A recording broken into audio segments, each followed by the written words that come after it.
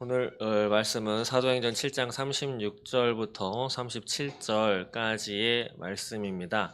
오늘은 특별히 김재동 목사님이라고 하는 분을 화면상으로 초청을 했습니다.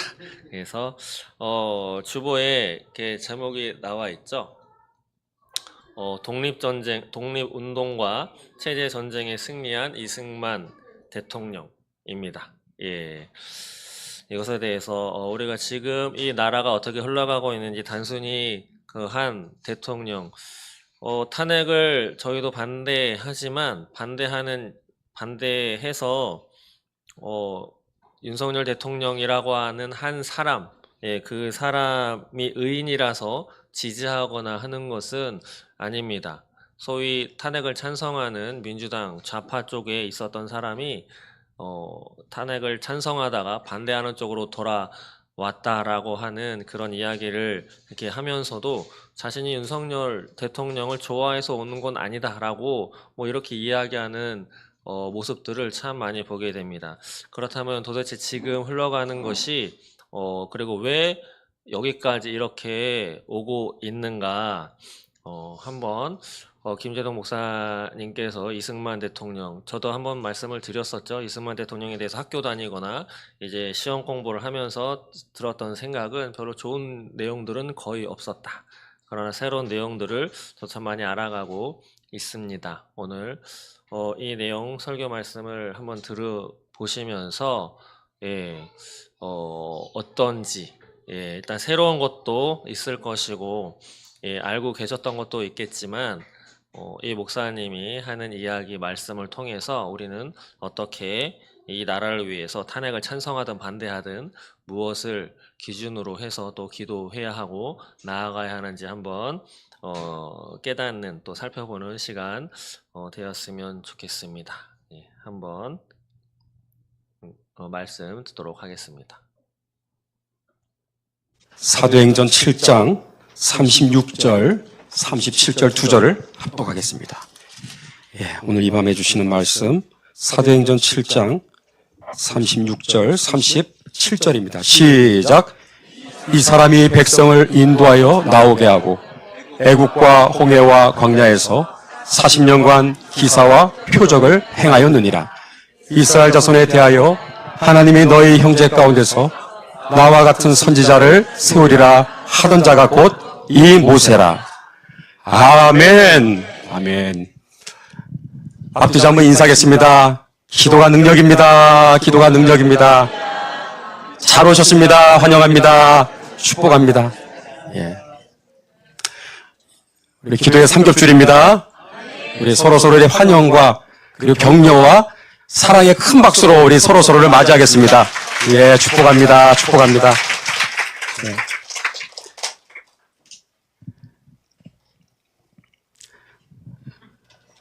PPT를 중심으로 1시간 정도 범위 안에서 독립운동과 체제전쟁에서 승리한 이승만 대통령, 이런 주제로 함께 하나님 말씀 나누도록 하겠습니다. 작년이죠. 제가 미국에 어떻게 한 번도 못 갔었는데 작년에 또 에스더 기도운동 통해서 또 귀한 컨퍼런스와 함께 특별히 이중희 목사님 제가 도움을 받아서 이승만 대통령의 그 발자취를 한번 밟아보는 그러한 특별한 기회가 있었습니다. 그리고 미국 교회사의 중요한 그 장소들 많이 돌아다니지 못했지만 하여튼 짧은 시간 안에 하여튼 발이 부르트도록 여러 군데를 돌아다녔던 기억이 납니다. 여기가 어디냐면 워싱턴 DC에 있는 조지 워싱턴 대학입니다. 미국의 초대 대통령이 누구예요? 세계 최초의 대통령이 누구예요? 조지 워싱턴입니다. 미국의 건국의 아버지, 초대 대통령 조지 워싱턴의 이름으로 대학교가 있다니 너무나 당연한 것인데 한번 눈으로 확인해 보고 싶었어요. 들어가는 초입부터 우리 조지 워싱턴 대통령께서 저를 아주 반갑게 맞이해 주시는 것 같아서 제가 감격해가지고 사진을 한번 찍었습니다. 아직 대학은 저기 입구도 안 나왔습니다. 들어가는데 다 조지 워싱턴, 조지 워싱턴. 그 이름으로 무슨 건물도 있고 동상 여러 흔적들이 있는 것을 보게 되었습니다. 한참 걸어서 정문입니다. 여러분 정문에 저 맨 위에 뭐라고 이렇게 있죠? 알파벳 G, W 있죠? 이 조지 워싱턴의 이니셜, 약자가 되겠죠. 안에 들어가 보니까 조지 워싱턴의 이렇게 청동으로 만든 거죠. 학생들 그 공원입니다, 공원. 제가 깜짝 놀랐던 것은 여기 바로 전 세계에 나가서 자유를 위해서 싸웠던 그 전쟁 기념 그 공원을 하나 이렇게 하나 조성해 놨더라고요. 학교 이 공원 안에 이 전쟁 기념 공원도 같이 이렇게 해서 학교 출신 중에서 전 세계 자유를 위해서 싸웠던 학생들의 이름을 이렇게 새겨 놓는, 참 그것도 보면서 아, 미국이라는 나라의 저력이 이런 데서 나오는구나 하는 것을 제가 눈으로 확인할 수 있었습니다. 제 소망은 이렇습니다. 우리 대한민국에도 이승만 유니버시티가 하나 있어야 되지 않겠습니까? 할렐루야. 이제 이러한 때가 점점 가까이 오고 있습니다. 또 이승만 국제공항이 있어야 되지 않을까요? 승만리 인터내셔널 에어포트, 뭐 그렇게 지을 수 있겠죠.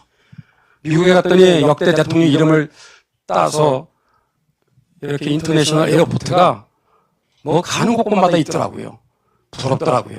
우리 대한민국에는 왜 이런 국제공항이 하나도 없을까? 그런 생각을 가지면서 오랫동안 언젠간 때가 되면 이 대한민국에도 이승만 이름으로 국제공항이 또 생기는 그날이 저는 올 줄로 믿습니다. 이런 날도 오겠죠. KBS에서 대하드라마 70부작으로 건국 대통령 이승만 한 70부작은 해야 됩니다. 제가 오늘 전하는 1시간짜리는요. 사실은 70부작으로 나가야 되는 방대한 내용이거든요. 그만큼 할 얘기가 많은 거예요. 이분은 90평생을 사셨지만 한 10사람이 해야 될 엄청난 일을 한 사람이 그거를 감당해내는 참 초인적인 삶을 사셨기 때문에 뭐 다큐멘터리 한두 작 가지고도 되지도 않고요. 대하드라마 이런 게 나와야 되겠죠. 또 우남 이승만 선교센터가 나와야 되지 않겠습니까? 민족복음화와 세계 선교의 꿈을 구체적으로 마음에 품고 기도했던 사실은 선교의 아버지예요. 선교의 아버지. 해외 선교하시는 분들은요, 우남 이승만 대통령을 꼭 연구하셔야 됩니다. 윌리엄 캐리만 선교의 아버지가 아니에요. 우남 이승만 대통령 선교의 그 꿈을 가지고 평생 사셨던 분입니다. 저는 이승만 대통령 그러면 많은 수식어가 있겠죠. 부족한 제가 썼던 이 졸저인 이 책에도 보면 그 여는 글에 이승만 대통령에 대한 여러 수식어가 많아요. 최초의 영어 교사다, 뭐 최초의 영어 연설가다, 한글 시인이다. 또 최초로 주간지와 일간지 신문을 만든 사람이다. 또 양반 가운데 최초 예수를 믿은 사람이다. 최초의 전도왕, 최초의 옥중 학교 설립자. 또 최초로 옥중 예배를 시작한 분. 또 완성되지 못했지만 최초로 영안사전 편찬을 시도한 분. 최초의 국제법 박사, 뭐 최초의 남녀공학 설립자, 최초의 대한민국 인시 정부 대통령, 최초의 영문 베스트셀러 작가, 최초의 대한민국 대통령. 뭐 최초가 많네요. 그죠? 근데 이런 것들은 다 단편적인 그러한 정의라고 할 수 있기 때문에 저는 이런 것들을 총망라해서 하여튼 이러한 이분의 여러 가지 수식어들을 하나로 도가니탕에다 넣어가지고 한 일주일 동안을 다리고 해서 엑기스를 뽑아낸다 그러면 저는 이렇게 얘기하고 싶어요. 이승만은 누구냐 그러면 독립전쟁과 체제전쟁에서 승리한 위대한 한국인입니다. 위대한 한국인. 자, 그 얘기를 하려고 그래요. 자, 1919년 3월 1일 우리가 잘 아는 3.1 만세 운동이 있었습니다. 한번 저를 따라하세요. 대한독립 만세! 손을 들고 대한독립 만세! 네. 뭐라고 그랬죠? 우리는 대한 독립 만세라고 그랬어요. 해방을 우리가 말하지 않고 독립이라는 말을 정확하게 썼습니다. 대한 해방 만세가 아니라 대한 독립 만세예요. 해방은 일제로부터 from 일제의 속박으로부터 건짐을 받는 그것은 출발에 불과한 거예요. 우리 일제시대 때 독립운동 했었던 우리 선진들이 꿈꿨던 세상은 일본으로부터 우리가 건짐받는 그게 전부가 아니라 거기서 우리가 엑소더스 우리 민족의 출애국과 같은 해방이 이루어지고 나서 출애굽기도 보세요. 출애굽의 역사 이후에 19장으로 가서 나라가 건국되지 않습니까? 시내산에서 언약을 맺고. 그러니까 진정한 독립은 그 영어의 인디펜던스라는 말이 뭐냐면 리버레이션, 해방이 아니라 건국을 뜻하는 말이거든요. 그 어느 나라든지 식민지 약소국의 그 시절에서 독립된 나라들은 다 독립기념일이 있어요. 다 건국일을 기념하고 있습니다. 입법부, 사법부, 행정부의 그죠? 삼권 분립에 의한 자유민주주의 국가라고 한다면 그러한 주권을 가진 그런 나라가 세워진 바로 그 날짜를 독립기념일로 기념을 하는 것이지 강대국에서 리버레이션, 해방을 맞이한 그날을 기념하는 것은 한 10% 정도. 그것도 기념해야 됩니다. 중요하거든요. 그러니까 더 진짜 기념해야 되는 것은 뭐다? 독립이에요, 독립. 건국을 기념해야 되는 거예요. 그래서 우리 건국이 언제 있었죠? 독립이 언제 있었죠? 1948년 8월 15일이죠. 이렇게 얘기하면 이것은 독립운동을 했던 분들에 대한 모독이다 이렇게 얘기하는 분들이 있는데 천만에요. 우리 믿음의 선진들의 일제로부터 이 나라를 리버레이션, 해방을 이루어서 나라를 정말 그래도 우리가 반듯한 주권을 가진 그런 나라를 건국해야 되겠다고 하는 생각을 다 가졌어요. 그분들이 정말 꿈속에서나 있을 법했던 48년 8월 15일이 그게 이루어진 거거든요. 그래서 1948년 8월 15일을 기념하고 우리가 그것을 알리는 것은 독립운동을 더욱더 독립운동 되게 하는 것입니다. 그분들이 어떤 목적을 향해서 그렇게 피땀 흘려 목숨을 다해서 싸웠어요? 주권국가 건국을 위해서 그렇게 싸우신 거예요. 그것을 꿈꾸면서 우리 3천만이 대한독립 만세를 외쳤다라는 것. 우리 이걸 잊지 말아야 돼요. 그래서 한 30여 년 뒤에 드디어 우리가 이것이 실현이 되지 않습니까? 자, 3.1운동을 우리가 생각할 때 3.1운동이 어떻게 해서 시작되었는가? 이승만 박사로부터 시작되었다라는 거 아시는 분들이 아직도 많지 않은 것 같습니다. 그 배경은 이렇습니다. 1918년 1월 8일 미국의 윌슨 대통령 민족 자결주의 원칙을 선언했어요. 그 핵심이 뭐냐면 세계의 그 나라를 통치하는 그 통치자들은 오직 국민 자신들의 동의에 의해서만 국민들을 통치할 수 있고 지배할 수 있다. 미국의 패권국가, 전 세계 패권국가 미국의 대통령이 이거를 딱 선언하니까 이게 우리에게는 복음으로 와닿았던 거죠. 맞아. 저 얘기가 맞는 얘기야. 우리가 언제 동의를 했었지? 3천만 우리 한국인들이 언제 일제의 식민지 통치를 허락했지? 한 적이 없거든요.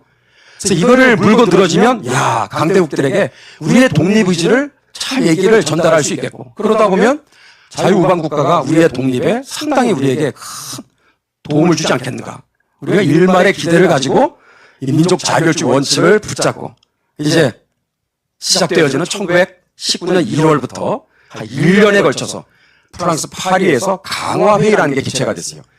1차 세계대전이 끝나고 나서 전후 처리 문제로 강대국들이 모여서 1년 동안 회의한 겁니다. 이때 전 세계를 움직이는 강대국들의 지도자가 다 모였죠. 그래서 한국인들 대표를 여기에다가 파견을 해서 여러분들 우리가 동의해서 우리가 일제시대가 된 게 아닙니다. 우리는 억울합니다. 일본이 강압적으로 우리를 속국을 식민지를 만든 것입니다. 라는 정말 우리의 정말 독립의지를 그들에게 전달만 할 수 있다면 야 이거 끝내주겠다 해서 여기에 대표단을 파견하는데 미국의 대표 누가 가죠? 이승만 박사님을 파견을 하기로 이제 결정을 하게 되죠.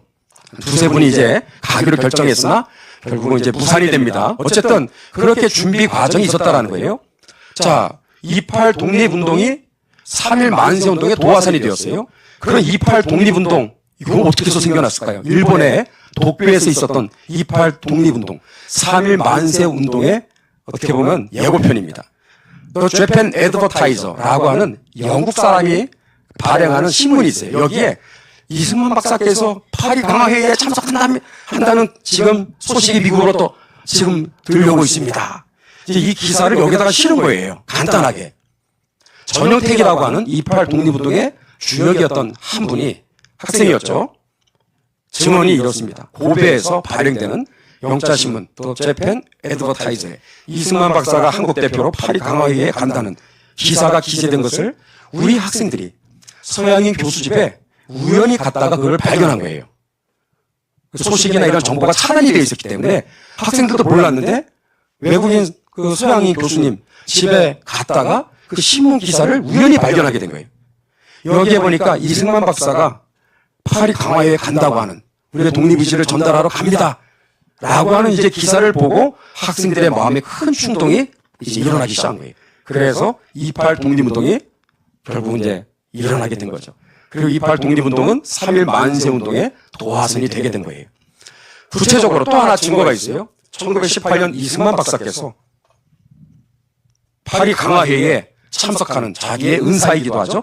프린스톤에 자기를 지도했었던 교수님, 그러면서 미국의 대통령이 된 윌슨 대통령한테 한국의 독립을 요구하는 친필 편지를 보내게 됩니다. 윌슨의 답장이 이래요. 한국에서 uprising, 봉기가 있지 않은 이상은 파리 평화회의에 한국 문제를 상정하는 것이 어렵겠습니다. 다들 지금 여러분들이 원해서 일본이 지금 지배하고 있다고 생각하고 있습니다.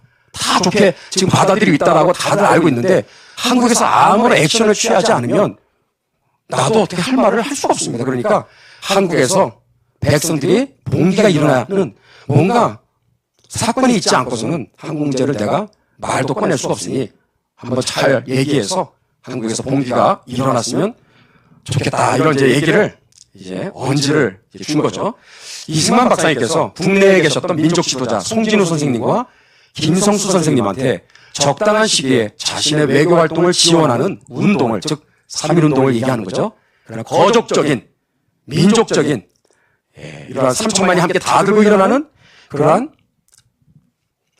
봉기가 일어나기를 간절히 원합니다. 한번 선생님들께서 한번 이 부분에 대해서 의논하셔서 국내에서 우리의 외교 활동을 지원하는 이러한 운동을 속히 전개해 주시기를 바랍니다. 라고 편지를 이제 전달하게 됩니다. 그래서 3.1 운동이 결국은 실현이 된 거예요. 놀라운 얘기죠. 그래서 3.1 운동의 배후에는 누가 있었다? 이승만 박사님이 있었다라는 거 우리가 기억해야 됩니다. 그리고 미국의 필라델피아의 대한인 총대표회의라는 이 대회를 이제 개최하게 됩니다. 사실은 3.1 만세운동이 있고 나서 우리도 한번 미국에서 뭔가 회의를 한번 열어야 되지 않겠냐 해서 연 게 아니라 3.1 운동이 일어나기 한 달 전부터 이미 이승만 박사께서 혼자 생각한 거예요. 그의 일기에 분명히 나와 있습니다. 1919년 2월 13일자에 이분의 혼자 생각이었어요. 그리고 이것을 서재필 선생님이나 몇몇 분들한테 필라델피아에서 한인대회를 개최해서 독립기념관까지 퍼레이드를 합시다라고 제안을 했으나 아무도 동조하지 않았습니다. 혼자 얘기하다가 결국은 이게 실행에 옮기기까지는 한참 걸렸어요. 그래서 3.1 만세운동이 지금 들불처럼 전국으로 퍼져가는 고국의 소식을 듣고 나서 미국에 계신 여러 민족 지도자분들이 야, 이제라도 한번 이거 한인 대표회를 열어야 되지 않겠냐. 그래서 4월 14일에서 16일 3일 동안 필라델피아 조그만 리틀 극장이라고 거기에서 여기에서 아주 중요한 회의를 열게 됩니다. 이 회의는 뭐예요? 일본이 언젠가는 패망할 것이다. 우리는 해방할 것이다. 그리고 해방 이후에는 어떤 나라를 우리가 세울 것인가. 그래서 그 건국의 청사진을 만들기 위한 목적으로 3일 동안 모이게 된 거예요. 놀라운 것은 여기 모인 사람들이 150여 명.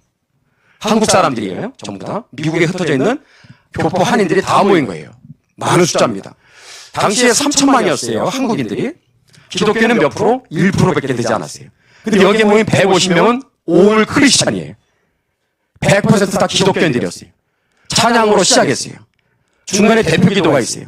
특송이 있어요. 선교사님들이 또 참석하면 해외 선교 보고도 있고 간증도 있고 목사님의 설교가 있고 축도가 있어요. 뭐죠? 예배 또는 부흥회였어요. 그래서 이 3일 동안에 대한인 총대표회, The First Korean Congress는 부흥회를 방불케 했다. 그게 한 줄 요약입니다.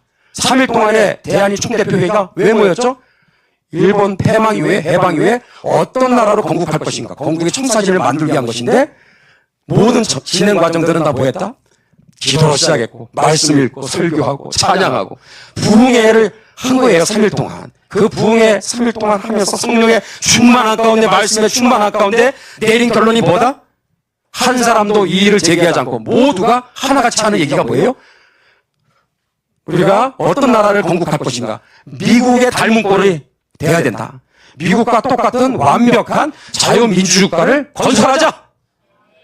그래서 그 결론을 내리고 다 이제 마무리하고 해산하게 된 거예요. 놀라운 그래서 한국교회사의 한 중요한 순간인 줄로 믿습니다. 그래서 한국교회사와 일반 우리 근현대사를 분리할 수 있다 없다? 분리할 수가 없어요. 한국 근현대사는 일반 근현대사와 연결이 되는 것이고 그리고 이 일반 근현대사 안에 한국교회사가 무진장하게 있습니다. 그래서 함께 같이 가르쳐야 되는 거예요.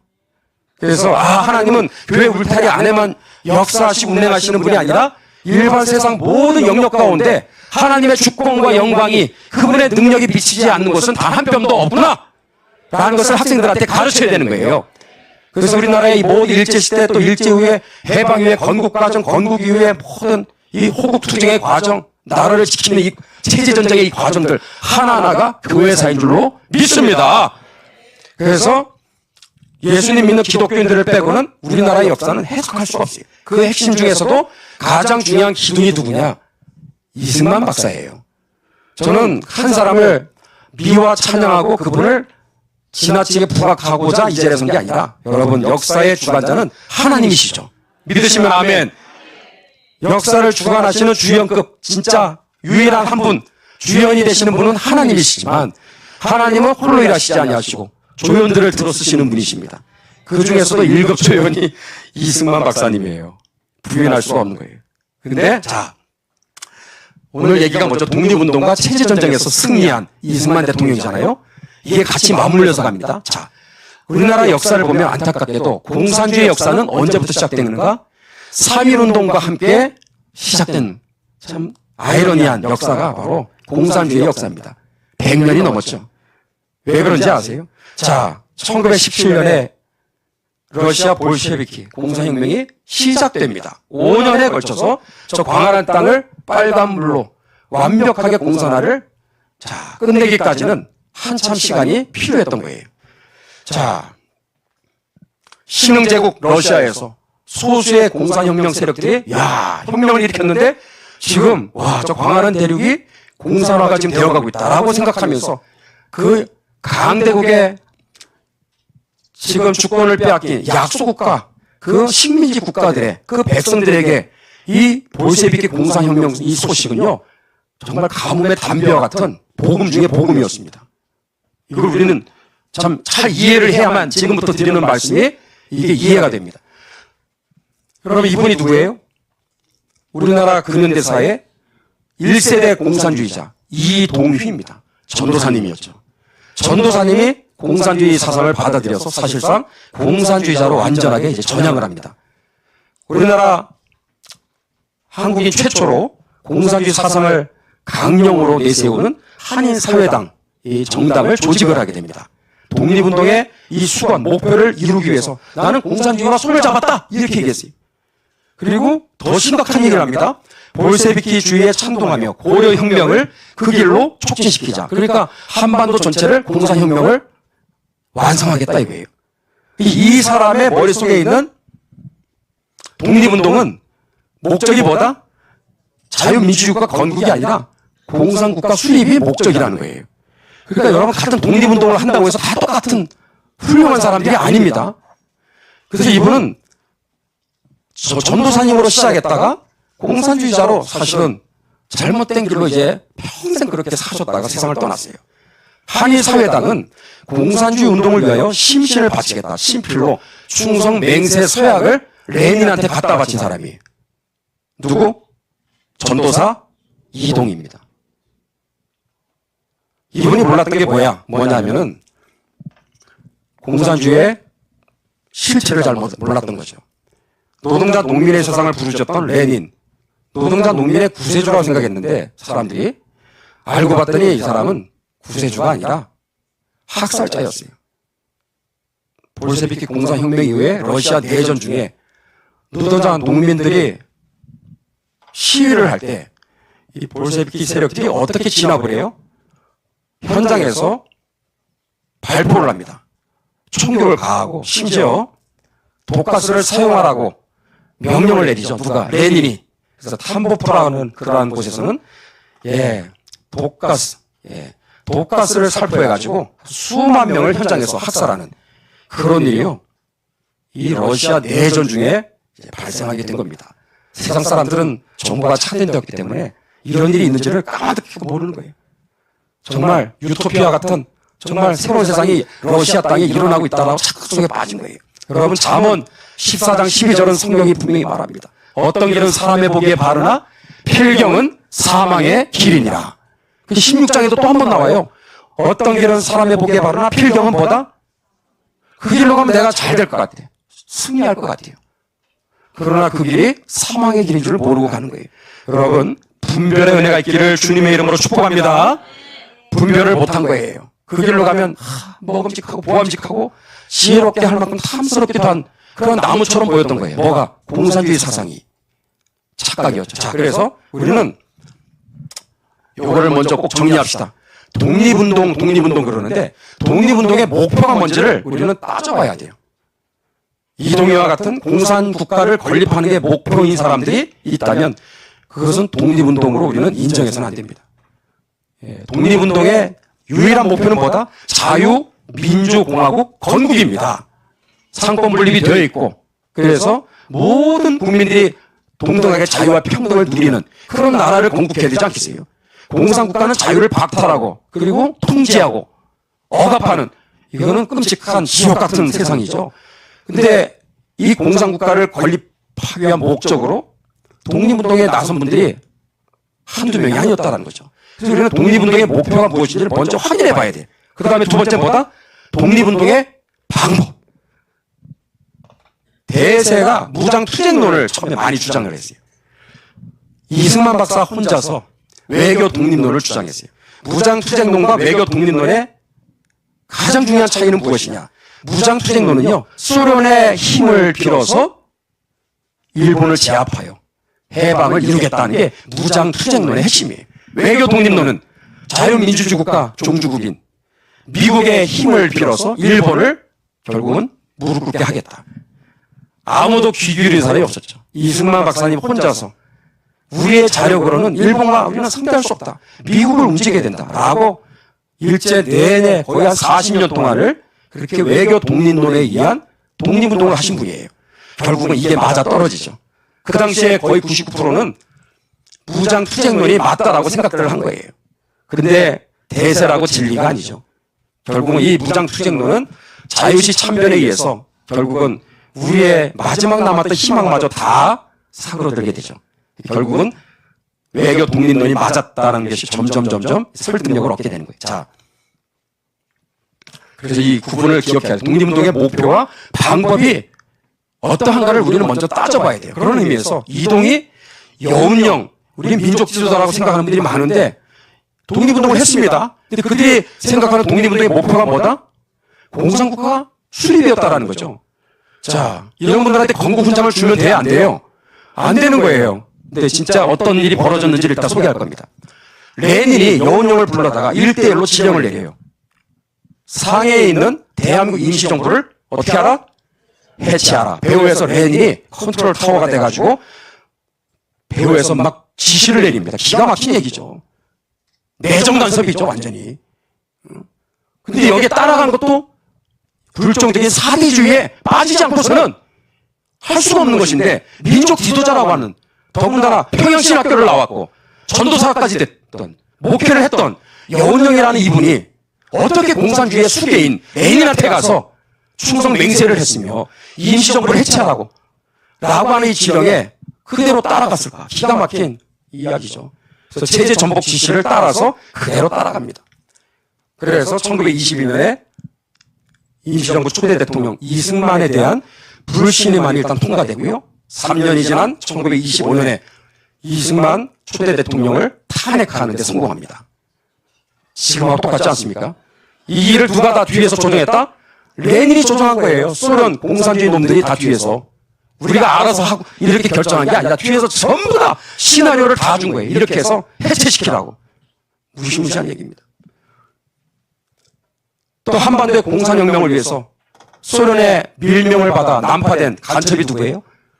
저랑 이름이 비슷해서 정말 기분은 안 좋습니다만 우린 그래도 이름을 알아야 되겠죠. 발음은 좀 정확하게 해주시고. 김재봉. 그래서 조선일보 기자로 신분 위장해서 국내에 잠입하게 됩니다. 그래서 을지로에서 중국집 짜장면을 먹으면서 조선공산당을 수립을 하게 됩니다. 그리고 초대 책임비서로 임명이 되죠. 이 사람의 목표는 뭐예요? 한반도 전체를 공산화하는 것이 목표입니다. 강령에 다 나와 있어요. 사회주의를 건설하자. 공산국가를 세우자 이거예요. 그래서 20년대는 예, 공산주의 완전히 천하 세상이었어요. 1920년대 벌써 100여 년 전에 벌써부터 한반도 전역은 공산주의가 들끓기 시작했어요. 이때 조선공산당의 한 사람이 송모모라는 사람이 제주도까지 가가지고 제주도에서 조선공산당 1호 당원으로 활동을 하지 않습니까? 그 사람 밑에서 나중에 무럭무럭 큰 사람들이 해방 이후에 제주 4.3 공산 폭동 반란을 일으키는 주역들이 됩니다. 벌써 한 세대 전부터 이렇게 김재봉을 통해서 또 일본에서도 또 밀파돼서 온 이런 사람들도 있고 하여튼 20년 그 당시에는 공산주의가 완전히 온 한반도를 장악한 그런 세상이었습니다. 자, 여러분들 독립운동의 목표가 무엇인지를 우리는 정확히 알아야 돼요. 그래서 자유민주주의 건국이 아니라고 한다면 절대로 건국훈장을 줘서는 안 되는데 보세요. 건국훈장은 5등급으로 되어 있어요. 1, 2, 3, 4, 5. 제일 높은 게 1등급 대한민국장, 대통령장. 제일 낮은 5등급은 애족장입니다. 애족장도 국가로부터 받는 혜택이 엄청납니다. 그런데 2005년 어느 정부라고 얘기 안 해도 아시겠죠. 김재봉 등 골수 공산주의자 98명에게 대한민국 정부가 건국훈장을 추서했습니다. 과거를 지배하는 자가 미래를 지배하는 거예요. 이런 사람들을 이렇게 국가가 역사를 통해서 훌륭한 애국자로, 민족주의자로, 독립운동가로 막 이 사람들을 계속해서 기념을 하고 그리고 추모하고 그리고 마지막 최종 단계는 건국훈장입니다. 그러면 게임은 끝나는 거예요. 그러면 이게 좋은 거구나. 이런 세상을 만들어야 되겠구나라고 하는 하나의 정치의 목적을 향해서 지금 이 나라가 가고 있다라고 보시면 100% 틀림없습니다. 2007년에 박헌영을 바로 주기에는 너무 표가 나니까 박헌영의 부인인 주세죽에게 건국훈장, 애족장 5등급을 추서했습니다. 3.1운동 그 행사를 계기로 해가지고 대한민국 정부가 나서서 건국훈장을 추서했습니다. 지금도 국민의 세금으로 계속 나가고 있죠. 1995년 사회통합을 명분으로 이게 문제예요. 사회통합을 명분으로 공산주의자 이동유에게 건국훈장 거의 최고 등급입니다. 대통령장을 추서했어요. 그리고 2005년 공산주의자 여운형에게 건국훈장, 대통령장을 추서했습니다. 예. 3.1운동 이후에 그런 의미에서 독립 그리고 건국 이루기까지 피할 수 없는 두 가지 전쟁이 우리 눈앞에 있었던 거죠. 하나는 일본 제국주의와의 전쟁. 뭐 다 아는 얘기죠. 그러나 우리는 놓쳐서는 안 되는 게 두 가지가 있어요. 일본 제국주의만 우리가 싸울 게 아니라 소련 공산 제국주의와의 전쟁이 더 치열했다라는 거예요. 이거를 싸운 분이 누구다? 이승만 박사님이었어요. 자, 그래서 일본 그 가면의 실체, 그 서문을 보면은 한번 읽어볼까요? 이 서문이 아주 이 책을 잘 요약해주고 있습니다. 한번 시작.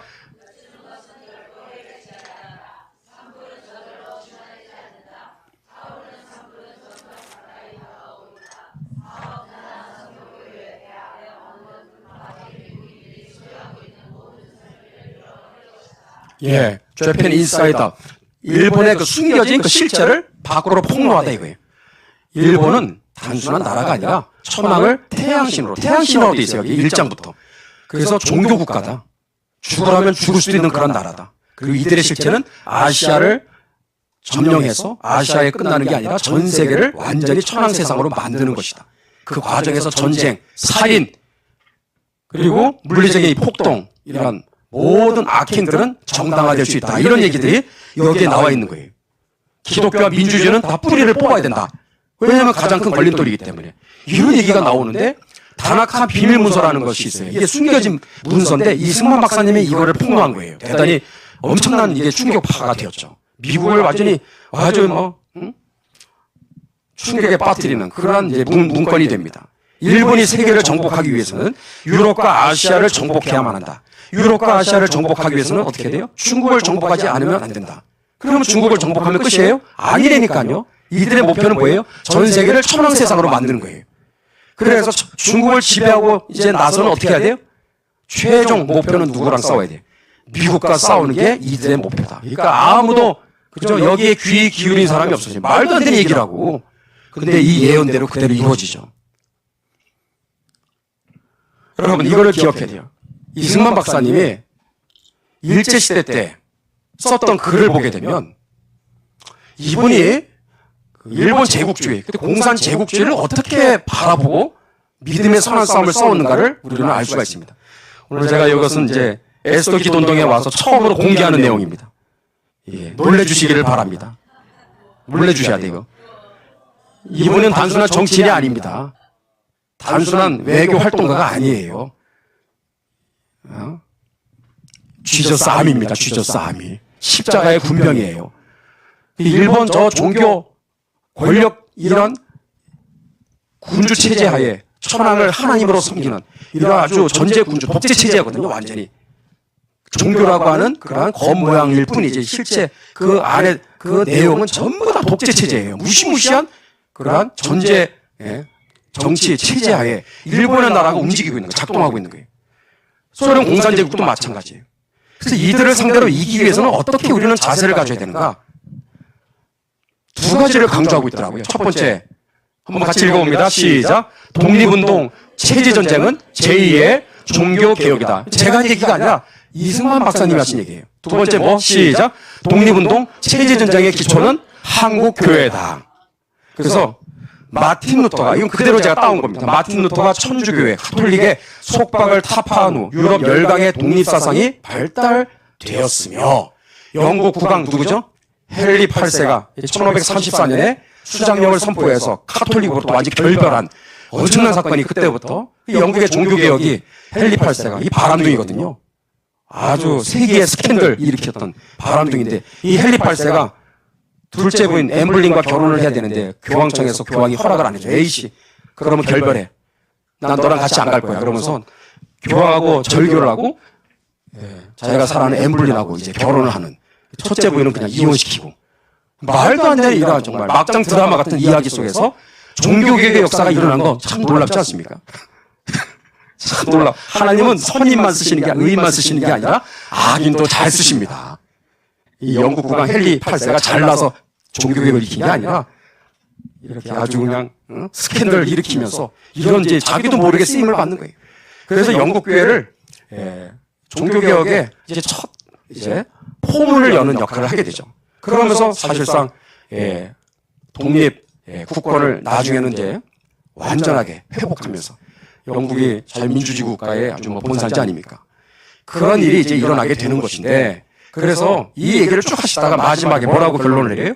우리 한인도 조만간 장차 이와 같이 되어야 교회도 우리 교회가 완전히 서겠고 그 결과로 장차 국가적 독립도 새로 기초가 잡힐 것이라. 쉽게 얘기하면 두 가지입니다. 제가 다 정리하는 거예요. 독립운동을 이분은 체제전장으로 이해했어요. 이것은 뭐다? 제2의 종교개혁이다. 이때는 로마 카톨릭이었다면 지금 우리가 타파해야 되는 대상은 누구? 일본 제국주의와 소련 공산 제국주의였다라는 거. 그리고 이 독립운동과 체제전쟁은 단순히 힘으로 능으로만 할 수 있는 싸움이야. 영적 전쟁이기 때문에 누가 최선봉에 서야 된다? 한국교회가 서야만 반드시 이기고 승리할 줄로 믿습니다. 이 얘기를 계속 연설을 통해서 글을 통해서 파헤친 거예요. 이게 나중에 먹히게 되는 거예요, 이게 지금. 자, 그래서 제가 요거는 참고로 저희 교회에서는 올해가 아펜젤러 언더우드를 기점으로 하면 140주년입니다. 한국 선교 140주년. 그런데 사실상 누가복음을 최초로 번역한 존 로스를 기점으로 하면 150주년이에요. 존 로스가 누구예요? 스코틀랜드 분이에요. 그래서 우리 한국교회 뿌리가 영국과 스코틀랜드입니다. 특히 장로교. 전 장로교 목사니까. 장로교의 뿌리는요, 영국과 스코틀랜드, 특히 스코틀랜드예요. 그래서 어쨌든 150주년을 맞이하고 있는 참 뜻깊은 해가 지금 지나가고 있는데 이 해 안에 한번 자세하게 영국과 스코틀랜드의 교회사를 한번 공부하는 것도 좋겠다 해서 저희 교회에서 그냥 한두 번 하려고 했는데 20주 과정입니다. 이제 3번 끝났어요. 매번마다 이제 유튜브에 올리고 있습니다. 그래서 지난주에 했던 게 3번째, 국가의 명운을 가르는 잉글랜드 체제전쟁입니다. 여러분도 잘 아시지만 역사의 콘텐츠는 비인기 종목이에요. 아무리 그냥 고생해서 올려도요, 잘 안 봅니다. 그래서 저는 여러분한테 이거를 제가 뭐 푸시해서 뭐 될 것도 아니잖아요. 여러분들 가운데 우리 도대체 우리 한국교회 뿌리가 어디서 시작되었는가 관심이 진짜 있는 분들은 이거 유튜브에 올리니까 다 무료로 보시면 됩니다. 그래서 여러분들께서 관심 갖고 1시간 정도 안에서 제가 매주마다 20주까지 그렇게 진행을 할 예정입니다. 지난주에는 잉글랜드의 그 체제전쟁에 대해서 엘리자베스 여왕과 로마 카톨릭과의 이 국가의 명운을 가르는 엄청난 체제 전쟁이 일어납니다. 그 싸움이 기도와 믿음으로 이긴 승리의 전쟁이에요. 교회에서 합니다. 그 얘기를 지난주에 했으니까 한번 참고하시면 되겠습니다. 자, 여러분들, 이승만 박사님은 일본 제국주의만 상대한 게 아니에요. 소련, 공산제국주의가 더 큰 문제라는 것을 항상 예의주시했어요. 그래서 제가 건너뛴 게 많지만 1942년 1월 16일에 무엇을 조직했다? 한미협회라는 걸 조직했어요. 한미협회. 이것은 미국의 그 어피니언 리더들을, 이분이 원체 인맥이 넓다 보니까 중요한 그러한 어피니언 리더들을 다 설득해서 이 조직을 만든 거예요. 또 하나 뭘 만들었죠? 여기 보니까 이분이 누굴까요? 맞춰보세요. 왜? 헐버트 선교사입니다. 헐버트 선교사님. 한국인보다 한국을 더 사랑하신 분. 미국이, 이분이 참, 거기, 어디죠? 매사추세츠인가? 거기 계셨던 분인데, 해방 이후에 다시 돌아오죠. 쫓겨났다가. 그러면서 우리나라 오셔서 일주일 만에 세상을 떠나요. 해방 이후에 이승만 대통령 초청으로. 그래서 일주일 만에 세상을 떠나서, 지금 양화진에 지금 안장되어 있죠. 여러분이 한글에 띄어쓰기 있지 않습니까? 띄어쓰기를 누가 이거를 시작한지 아세요? 헐버트 선교사님이 시작한 거예요. 아리랑을 세계에 소개한 분이 누구예요? 헐버트 선교사입니다. 제가 이분에 대해서 논문을 썼거든요. 나중에 기회 있을 때 한번 소개하겠습니다. 이런 쟁쟁한 분들을 영입해서 한미협회를 조직한 거예요. 또 이분은 프레데릭 해리스 목사님. 해방뿐만 아니라 우리나라 건국과정에 특히 6.25 전쟁 때 미군 178만 명 파병에 결정적인 역할을 했던 분이 해리스 목사님이에요. 정말 잊지 말아야 될 고마운 분입니다. 해리스 목사님. 이런 분들과 함께 한미협회를 만들었죠. 그리고 연말에 또 뭘 만들어요? 기독교인들로만 구성된 기독교인 친화회를 만들었어요. 왜 만들었을까? 이 두 개를.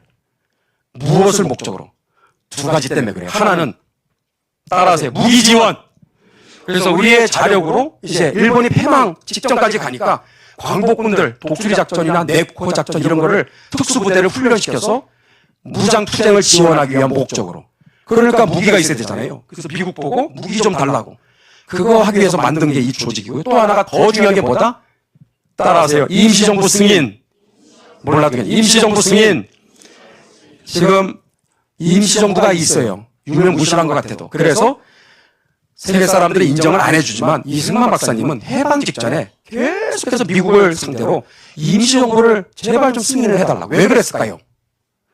해방이 되고 나서 누가 들어오는 걸 원천 차단하기 위해서 소련 놈들이, 공산주의자들이 두만과 압록강 건너오는 걸 일제 그거를 원천 차단하기 위해서는 해방이 되기 전에, 일본이 무너지기 전에 미국이 임시정부를 인정을 해주면 된다 이거예요. 그러면 이게 무주공산이 아니기 때문에 분명히 임시정부가 합법화가 돼 국제적인 승인이 되어 있는 임시정부만 된다면 소련이 아무리 제 아무리 날강도라고 해도 못 들어와요. 그래서 그것 때문에 이거를 만든 거예요. 즉 소련 공산 제국주의와의 싸움을 위해서 만든 겁니다.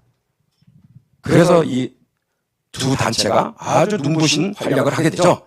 그래서 여기 특히 한미협회가 먼저 세워졌고 많은 일을 합니다. 한인 자유대회, 호텔의 장소를 이렇게 빌려가지고 여기서 행사를 치르게 됩니다. 저 뒤에 계신 분들이 가장 핵심 리더죠. 확대해 보니까 이래요. 누구죠? 이승만 박사님. 요분은 또 나오네요. 헐버트 선교사님. 대단한 분입니다. 자, 이 대회에서 해리스 목사님 이사장입니다. 가장 핵심 리더예요.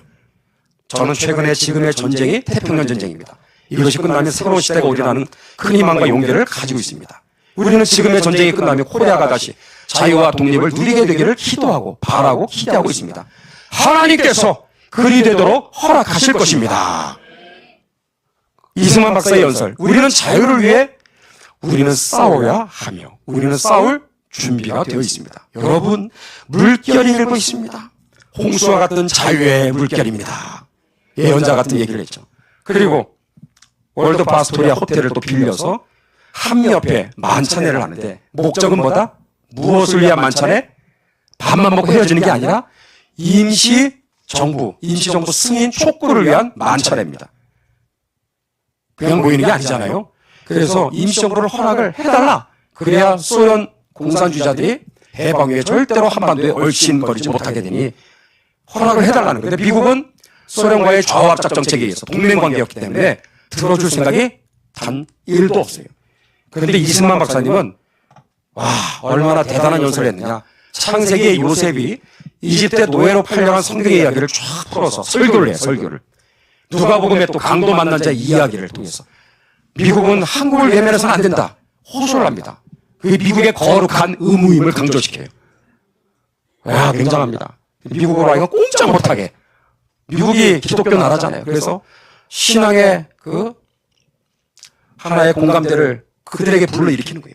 자, 엄청난 큰 역할을 했습니다. 또 여기에 가려진, 잘 알려져 있지 않은 얘기인데 기독교인 신안의 주관으로 이것은 마운트 버넌 플레이스, 이게 마운트 버넌 감리교회입니다. 제가 작년에 이중희 목사님하고 같이 워싱턴 DC를 제가 뭐 아는 게 하나도 없잖아요. 그래서 목사님 도움을 받고 참 많은 곳을 제가 볼 수 있었는데 여기도 방문을 했습니다. 여기에 가장 중요한 행사에 그 중심 역할을 했던 분은 에비슨 선교사님이에요.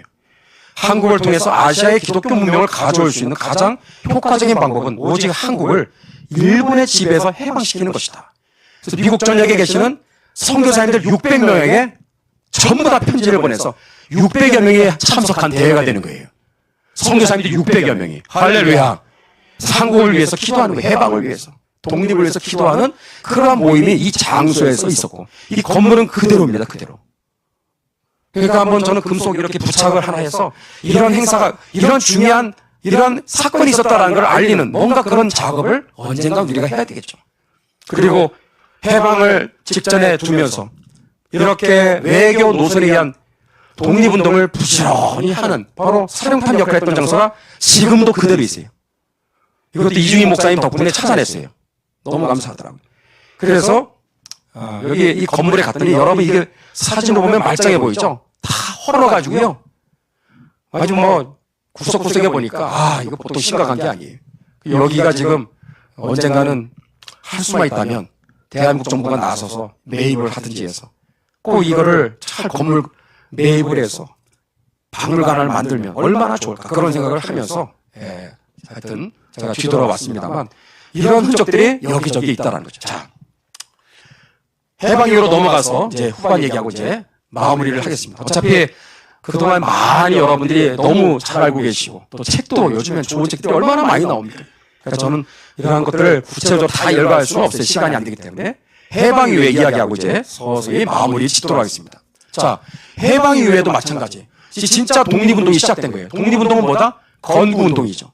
그리고 체제전쟁이 체제전쟁. 해방 이후에 건국의 흐름을 주도하는 세력들은 죄다 공산주의 사상을 가진 자들이었어요. 해방되자마자 우후죽순 정당이 몇 개나 창당이 됐어요. 65개. 65개가 세워집니다. 사회단체까지 200개가 넘어. 전부 다 나를 따르라 나를 따르라 그러는데 공산주의 사상을 가진 사람들이 전부 다 리더십에 있어요.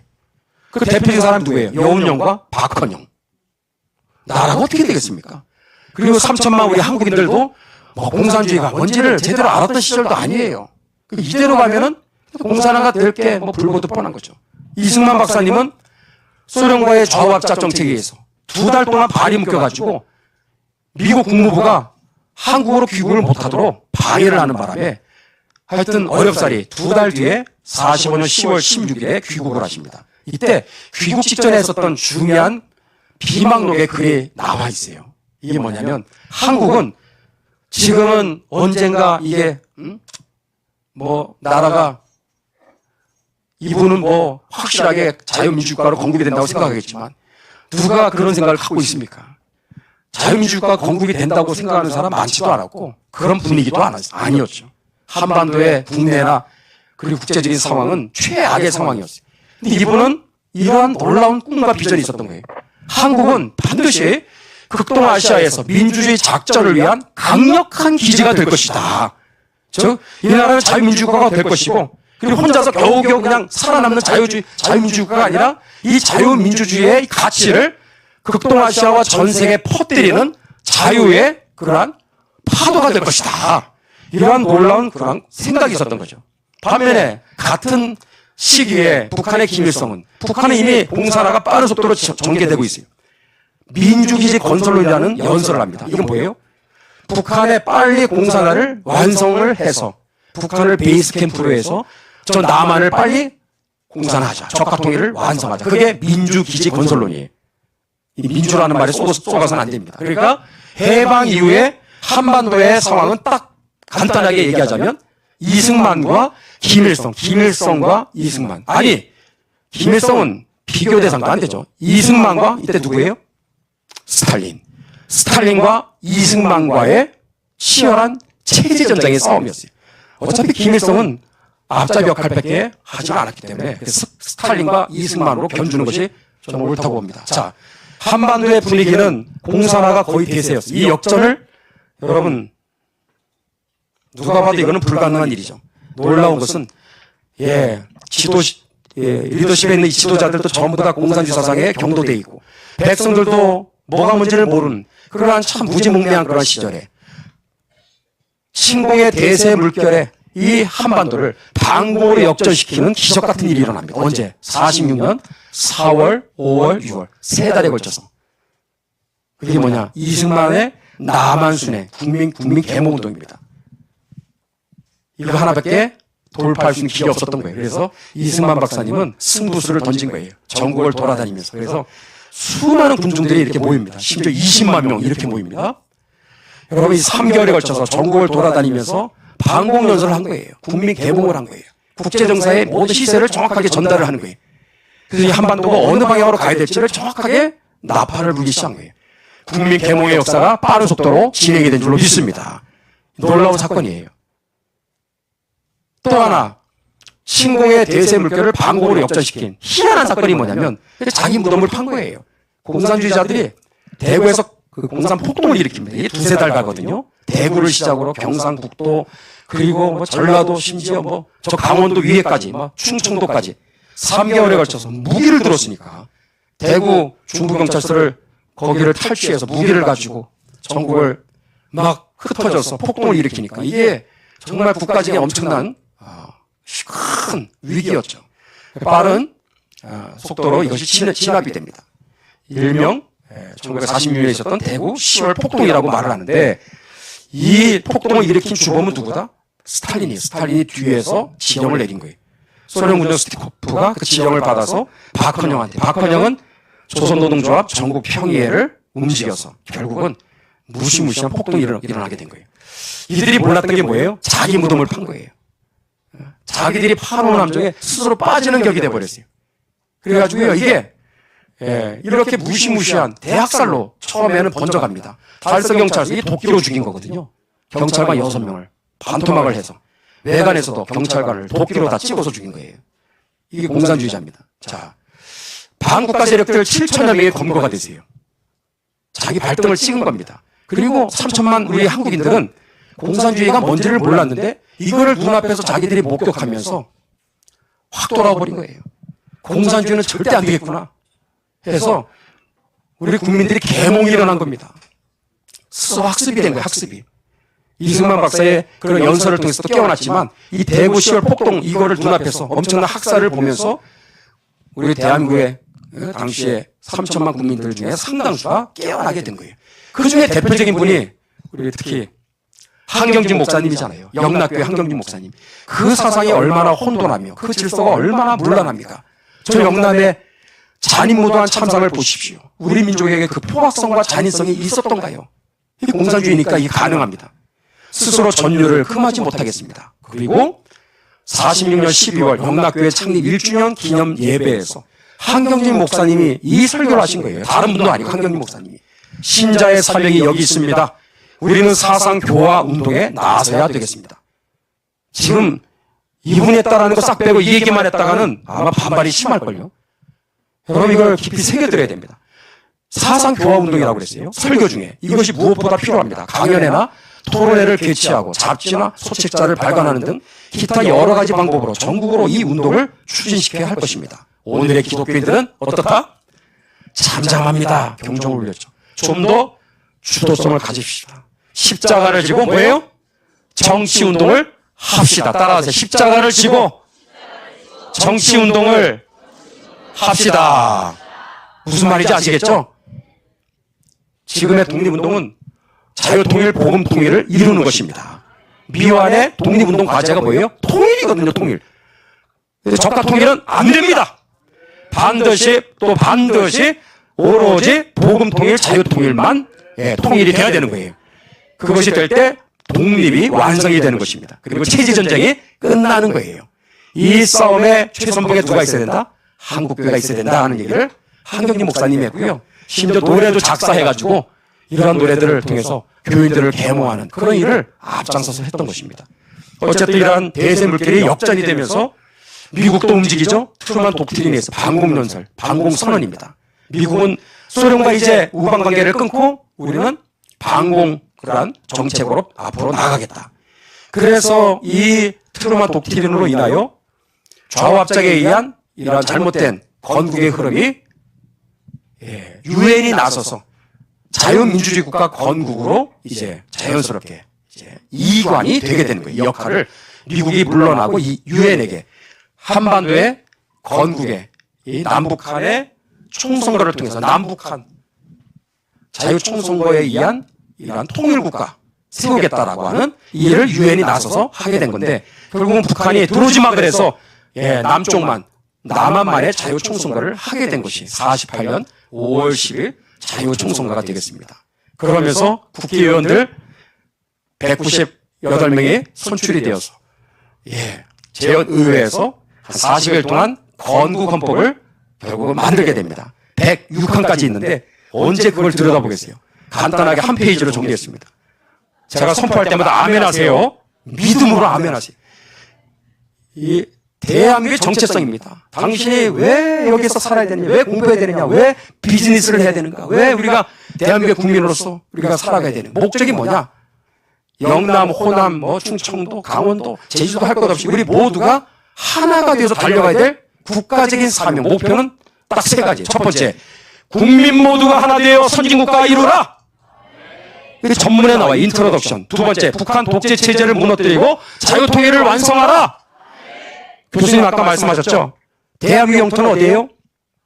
휴전선 이남 이게 아니라 한반도, 몽땅 한반도 전체 그리고 부속도 한 300여 개 되잖아요. 그 모든 북쪽에 있는 섬들도 다 어디 나라 땅? 대한민국이 대한민국의 영토입니다. 대한민국의 땅입니다. 지금은 3조로 돼 있어요. 그때는 4조였어요. 이거는 놀라운 얘기입니다. 헌법의 1, 2, 3, 4조는 헌법의 뇌수요 심장이라고 합니다. 아무나 여기다 넣는 게 아니에요. 진짜 핵심 중에 핵심이에요. 이건 뭐냐? 누구 할 것 없이 이 자유통일, 복음통일을 이루는데 하나가 되어서 함께 힘을 모아 반드시 북한의 독재 체제를 무너뜨리고 지금 2600만 그들을 다 예수님의 이름으로 복음의 이름으로 그들을 구원하라. 자유케 하라. 그 명령을 하고 있는 것이 바로 이 헌법인 것입니다. 그것이 대한민국의 정체성이에요. 국가의 내비게이션이죠. 우리는 지금 내비게이션을 잃어버린 거예요. 그래서 나라가 혼란스러운 거예요. 세 번째 선포합니다. 세계 평화를 이끄는 자유진영의 중심국가가 되라. 밖으로는 항구적인 국제평화 유지에 노력하여 세계 평화에 이바지하는 나라가 되라. 명령하고 있어요. 이 당시에 우리 한국은요. 비누도 못 만들었어요. 비누도. 아무것도 없어요. 지하자원도 없고 엘리트가 있습니까? 공부했습니까?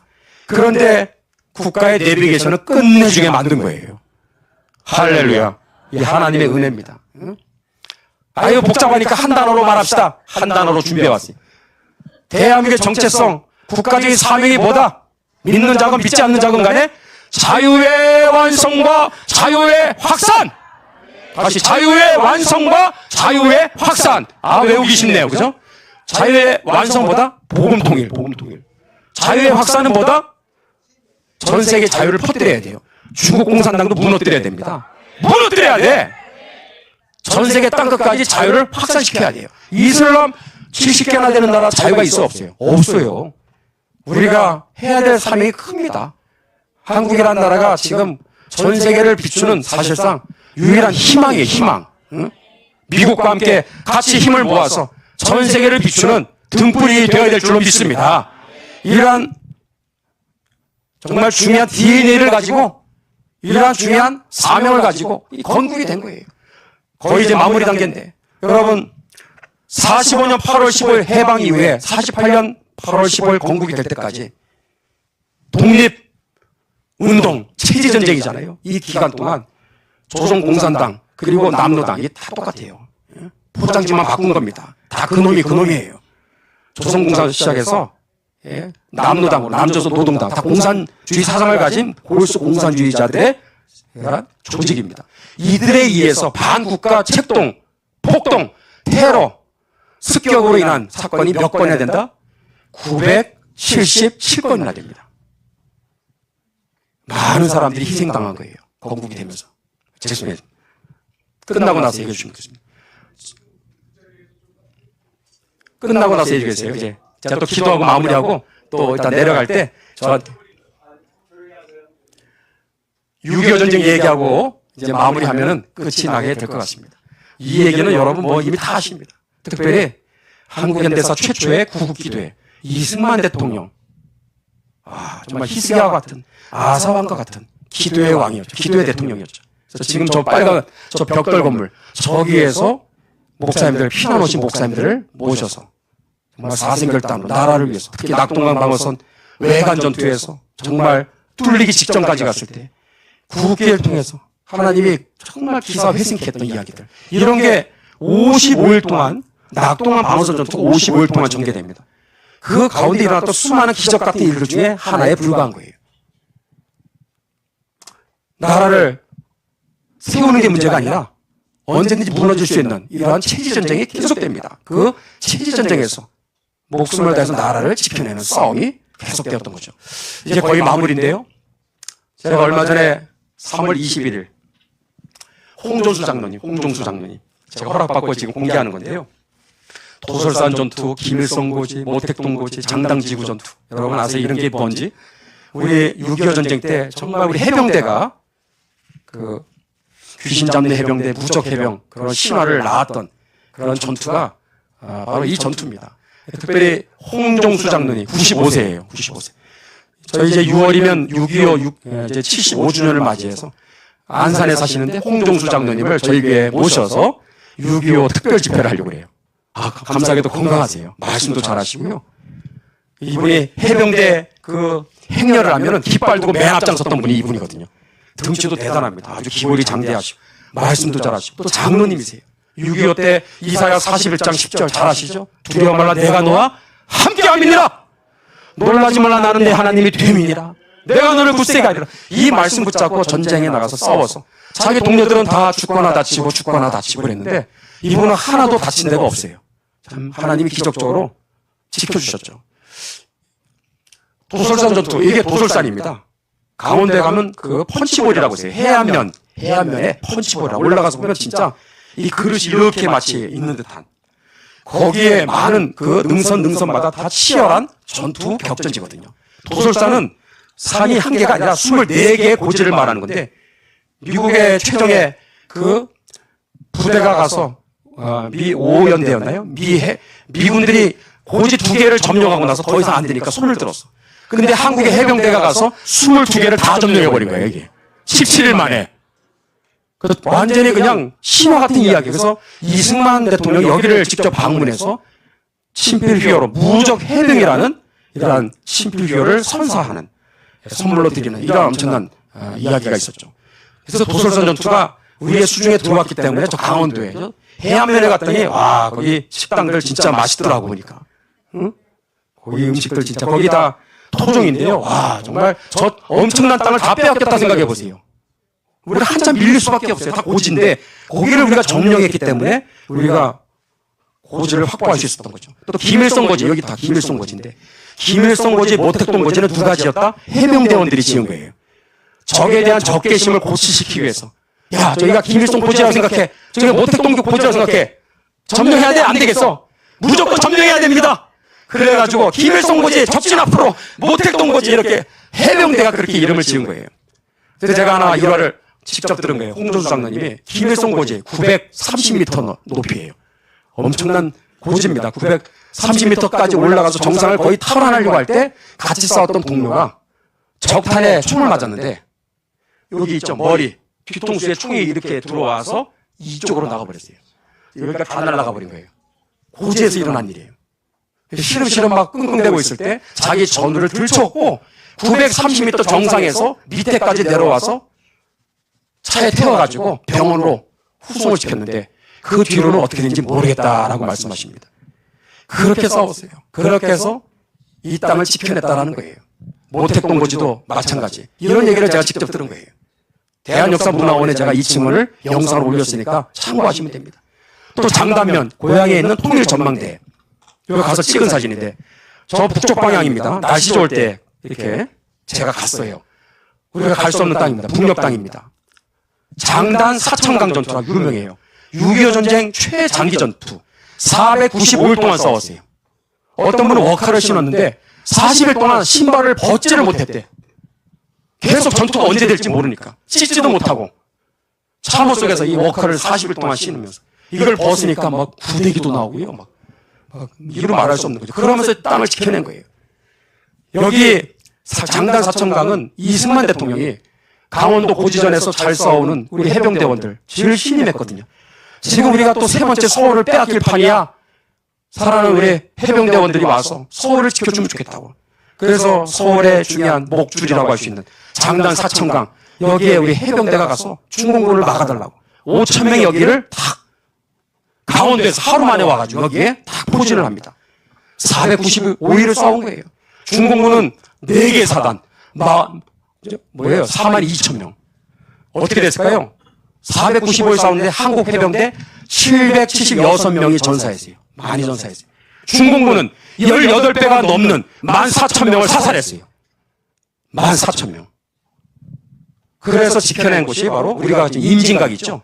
임진각. 우리가 가서 거기서도 막 탐방도 하고 행사도 하고 그러는데 그 땅 우리가 그렇게 자유롭게 들락날락 할 수 있는 것은 이 장단 사천강 전투. 여기에서 싸워서 이겼기 때문에. 그래서 지도를 보시면 서해안에서 이렇게 국경선이 오다가 갑자기 하늘로 올라갑니다. 이게 장단강 사천강이에요.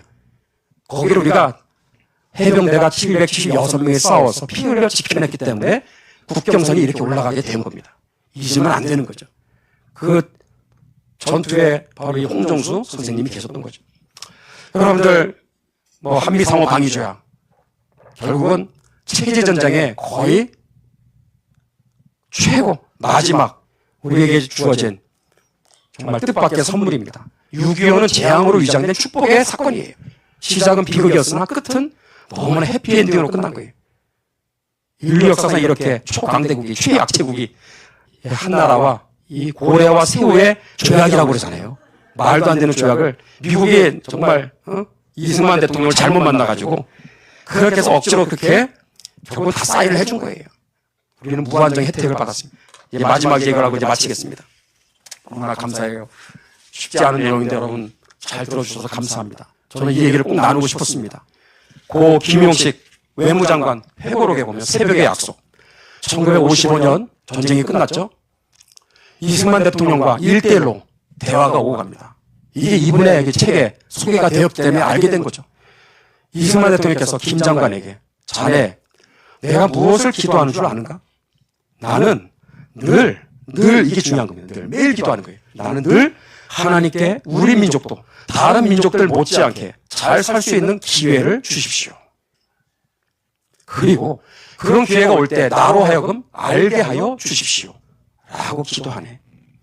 각하, 언제쯤 우리도 남부럽지 않게 살 수 있겠습니까? 1초도 주저앉지 않고 뭐라고 그랬어요? 대통령의 입에서 한 30년 걸릴 것이에요. 아니 80의 이도인이 한국의 평균 수명이 50밖에 안 됐던 이제 30년, 10년도 살까 말까 정말 고령의 나이에 30년 걸릴 것이라고 얘기를 여러분 쉽게 할 수 있겠어요? 이분은 당대를 생각한 게 아니에요. 후대를 생각하는 거예요. 그러니까 그때까지는 지금처럼 바쁘게 지내야 할 것이에요. 그때는 뭐 그런 얘기가 있나? 어떻게 30년 잘 살 수 있을까? 긴가민가 했겠죠. 그런데 김용식 장관께서 30년이 지난 정확히 1986년 아시안게임이 잠실운동장에서 개최가 됩니다. 88년에 88올림픽이 있었죠. 1986년 김용식 장관께서 저 잠실운동장의 구석에서 앉아 있으면서 수많은 사람들이 환호하고 박수를 치고 아시안게임에 취해 있을 때 김용식 장관은 수건을 꺼내서 눈물을 훔치면서 남다른 감회에 젖습니다. 무엇을 생각했어요? 30년 전에 이 대통령이 나에게 했던 말이 정말 진짜 맞구나. 저번에 어르신이 했던 그 말이 그게 그냥 한 말이 아니었구나라는 것을 이분이 여기에서 확인을 하는 거예요. 그러면서 정말 거기서 눈물을 훔치면서 그렇게 감격을 했다. 이런 게 이분의 회고록에 있는 겁니다. 자, 이범석 장군의 이 얘기와 함께 오늘 기도하고 마무리하도록 하겠습니다. 국가 창업은 건국을 말하는 거예요. 아무나 할 수 있는 일이 아니야. 물론 이승만 대통령 한 개인이 뛰어났기 때문에 그런 것도 있겠지만 저는 이분이 예수를 믿는 하나님의 사람이었기 때문에 독립운동과 체제전쟁에서 승리했다라는 것을 강조하고 싶습니다. 이 핵심을 놓쳐서는 안 되는 거예요. 이승만 대통령은 우리 민족의 정체성을 찾아주신 어른이야. 음수사원으로 대한민국 국민이라면 누구나 이 박사에 감사해야 돼. 음수사원이 뭐예요? 물을 마실 때마다 물을 마실 때마다 사원. 이 물의 근원이 어디로부터 왔는지를 잊지 말아야 돼. 그게 음수사원이에요. 우리가 대한민국의 이 번영과 발전의 혜택을 누리고 있잖아요. 우리가 어떻게 이렇게 풍요로운 그런 지금 세상을 맞이해서 지금 살고 있습니까? 이런 세상에 우리가 살고 있을 때 이 대한민국이 우리에게 주는 번영과 발전의 이러한 놀라운 축복과 번영과 혜택을 누릴 때마다 이 놀라운 복의 근원이 어디로부터 시작되었는지를 잊으면 안 되는 거야. 이범석 장군께서 그 얘기를 했다라는 거예요. 자, 오늘 저는 기도 제목 이 세 가지로 함께 같이 여러분과 읽고 함께 기도하고 그리고 앞으로 우리가 해야 될 참 기도의 과제이기도 하지만 우리가 또 해야 될 많은 또한 작업들이 있을 것입니다. 네이션 빌딩, 나라를 바로 세우는 것은 그렇게 간단한 문제가 아닙니다. 그래서 여러분들 이 내용들 하나하나가 굉장히 중요한데 한번 읽고 우리 정말 이 대한민국 위기와 참 혼란 가운데 이런 상황에서 우리는 다시금 가던 발걸음을 멈추고 우리 옛적 선한 길, 우리 열조들이 걸어갔던 그 길을 한번 다시금 되짚어보면서 오늘의 나와 대한민국과 한국교회를 진단하고 우리가 가야 될 길이 무엇인지 미래의 방향이 무엇인지를 우리가 찾아내는 것 우리의 사명인 줄로 믿습니다. 그래서 한번 또박또박 읽고 우리 기도하도록 하겠습니다. 시작. 이승만 대통령을 통해 독립운동과 체제전쟁에서 승리를 주시고 번영과 발전을 주신 하나님께 감사드립니다. 두 번째, 이제 미완성의 과업인 자유통일과 복음통일을 이루어 완전한 독립을 이루어 주옵소서. 세 번째, 주의 자녀들이 체제전쟁의 기초가 교회임을 깨닫고 자유민주주의 체제의 수호와 자유통일 복음통일을 위해 최선봉에 서게 하옵소서. 아멘. 아멘. 저는 이 강연이 두서없이 또 참 부족한 언어와 부족한 표현으로 제가 전했다고 생각이 됩니다. 그러나 하나님께서 정말 요즘은 많은 강사진들이 세워졌고 너무나 귀한 책들이 많이 지금 출간이 되고 있습니다. 여러분들 안에 이러한 독립운동과 체제전쟁이 아직 끝나지 않았습니다. 이러한 정말 대한민국 가운데서 각자 각자의 부르심이 다 있을 것입니다. 그래서 이러한 제2, 제3의 이승만 박사의 이러한 그 역사들을 통해서 대한민국을 어떻게 바로 세워가야 될지 우리가 이 중요한 독립전쟁, 독립운동과 체제전쟁 그 기초가 교회라는 사실 거기에 우리가 앞장서야 된다는 거 그것이 가장 중요한 핵심인데 자 이것을 놓고 우리 같이 기도 제목을 좀 띄워주세요. 그대로 우리 두 손을 한번 들어보겠습니다. 기도 한번 우리 같이 합심해서 한 4, 5분 정도 간절히 기도하고 제가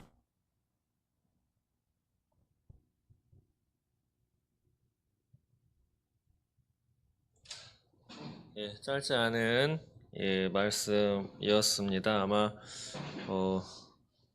생각이 좀 바뀌신 부분도 있을 것이고 어쨌든 이승만이라고 하는 우리 초대 대통령 저도 생각을 바꿔가고 있는 중이고 우리나라는 초대 대통령에 대해서 너무 안 좋게만 생각하고 있고 또 유튜브를 통해서 그 제목이 지금 기억이 안 나는데 몇 년 전에 한 2개 정도로 해서 건국전쟁 말고 뭐 있잖아요. 제가 다음에 한번 말씀드리겠습니다. 그것을 통해서 이승만 대통령에 대한 좀 안 좋게 좀 각색돼가지고 그런 것들이 쫙 퍼진 적이 있었습니다.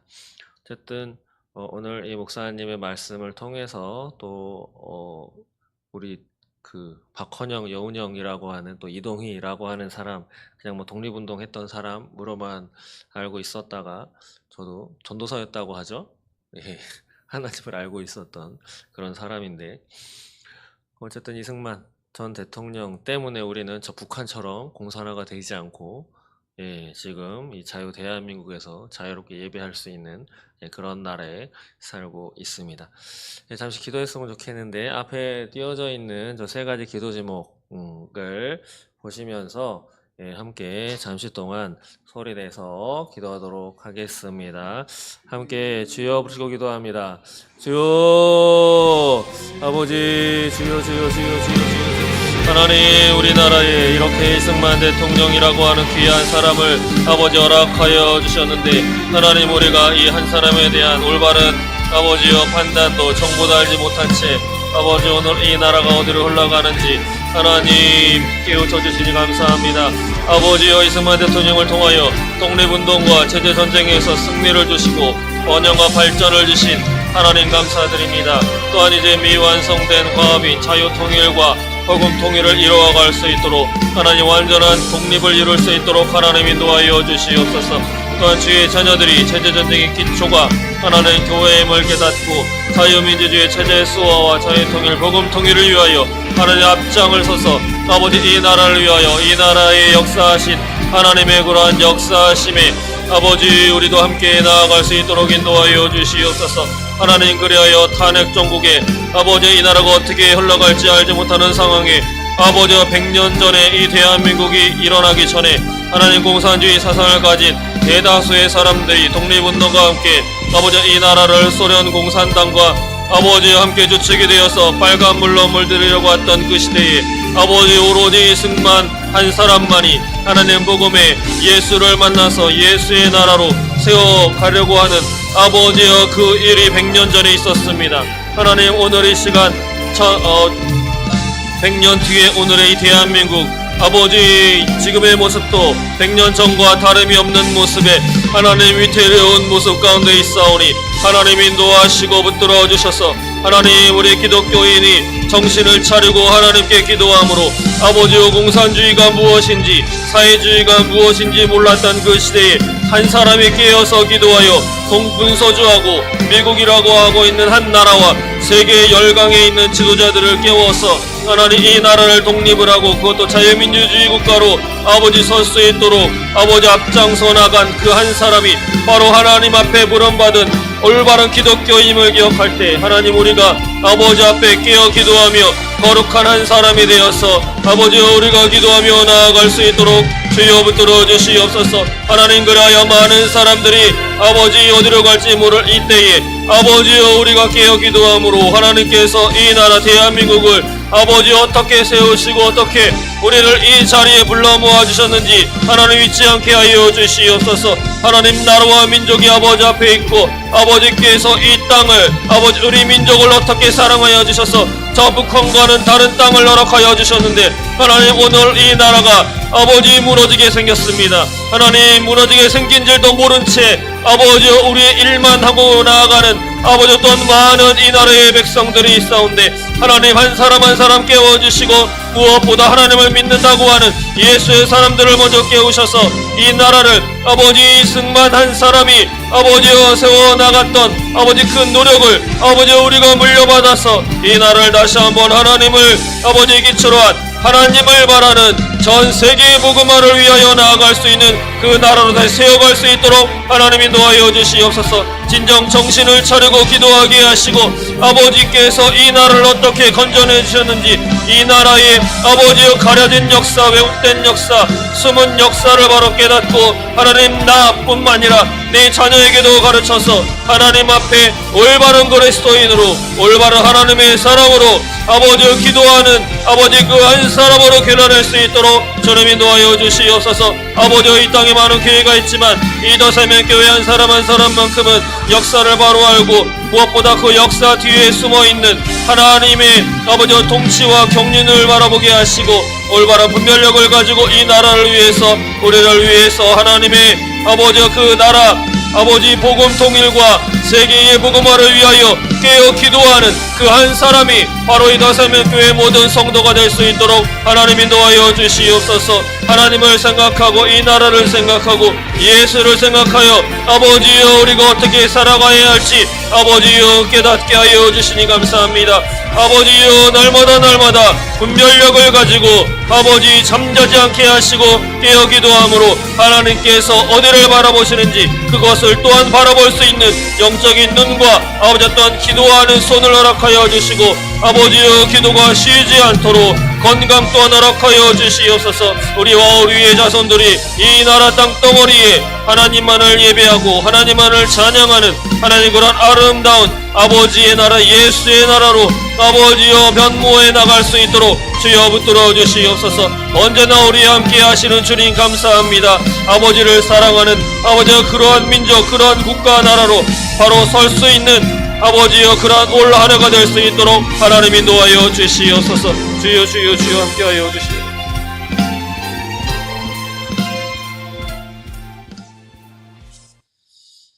아버지 감사합니다. 한 사람을 통해서 이 나라를 건져주신 숨어있는 역사를 아버지 우리가 잊지 않게 하시고 그 뒤에 있는 하나님의 역사하심 하나님의 경륜을 바라볼 수 있도록 주님 인도하여 주시옵소서. 내 자신도 깨어나야 할 것이고 그뿐 아니라 우리의 자손 우리의 자녀에게도 이러한 것을 가르치고 하나님의 역사하심을 가르쳐서 이 나라에 하나님의 살아있는 그러한 역사만이 진행되는 아름다운 통일된 하나님의 나라 예수의 나라 대한민국으로 이루어갈 수 있도록 하나님 인도하여 주시옵소서. 감사합니다. 예수님의 이름으로 기도드립니다. 네, 다 함께 주기도문 하시겠습니다. 하늘에 계신 우리 아버지여 이름이 거룩히 여김을 받으시오며 나라가 임하시오며 뜻이 하늘에서 이루어진 것 같이 땅에서도 이루어지이다. 오늘 우리에게 일용할 양식을 주시옵고 우리가 우리에게 죄 지은 자를 사하여 준 것 같이 우리 죄를 사하여 주시옵고 우리를 시험에 들게 하지 마시옵고 다만 악에서 구하시옵소서. 나라와 권세와 영광이 아버지께 영원히 있사옵나이다. 아멘. 네, 감사합니다. 오늘 오후 예배 이렇게 마치겠습니다.